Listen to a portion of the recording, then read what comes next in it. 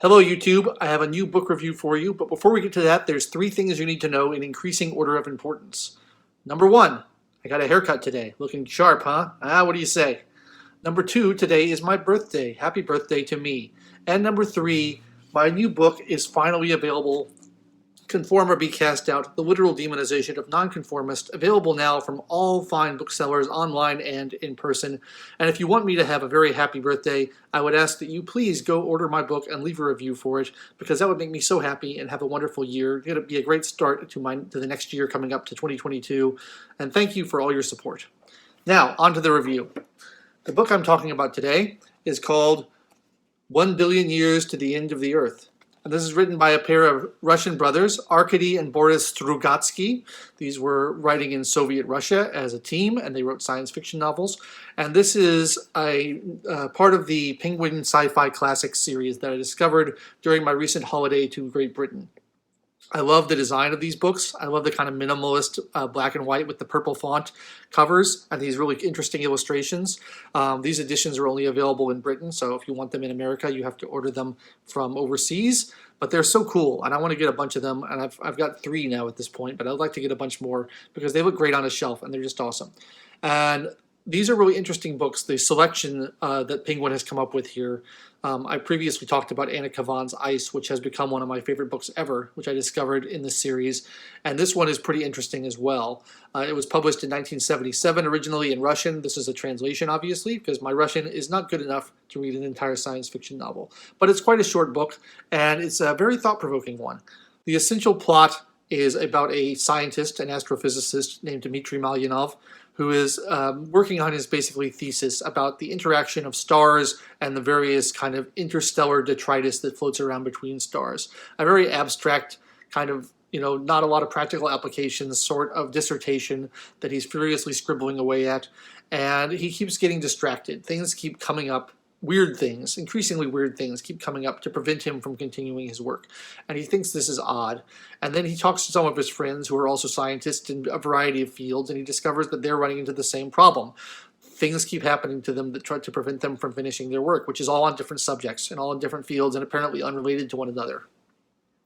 And so over the course of this short book, he kind of finds out that there is something or someone who has an interest in preventing this work from going forward. And I won't say any more about it because I don't want to spoil the book for you, but it brings up some really interesting questions about kind of humanity's role in the universe, our place in existence.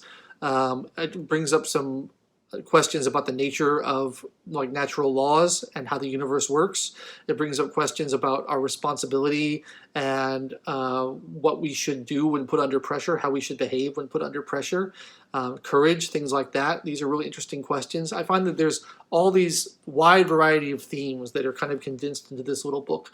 And it's very Soviet. Like, one of the things, I studied Russian literature in college along with the Russian language, and my teachers always made fun of me because I never liked any of the books that we read because they're all very dreary and very kind of nihilistic, I find. Like, the Russian sentiment, at least during the Soviet years, was not something that I really related to or found very enjoyable to dip into or experience. And I find this book kind of starts off that way. Like, you can really tell it's a Soviet book, even in translation. I don't know if it's something about the way that the Russian language requires it itself to be translated, or whether it's just the way all these authors wrote back in those days, but it really feels Soviet. And so I was kind of expecting not to love the book starting out, because I generally don't like that style of writing, but it really brought it home in the end for me, and I really ended up enjoying it quite a bit and thinking about it quite a lot, because I think there's such deep philosophical questions that are posed by this, which is essentially just a conversation between a handful of friends about this impediment to their work and what they think is going on and how they're going to try to deal with it and how they mean to proceed. Different characters come to different conclusions about how to respond to this situation, and it's sort of open-ended as to whether we, the reader, are supposed to sympathize with one of them over the others.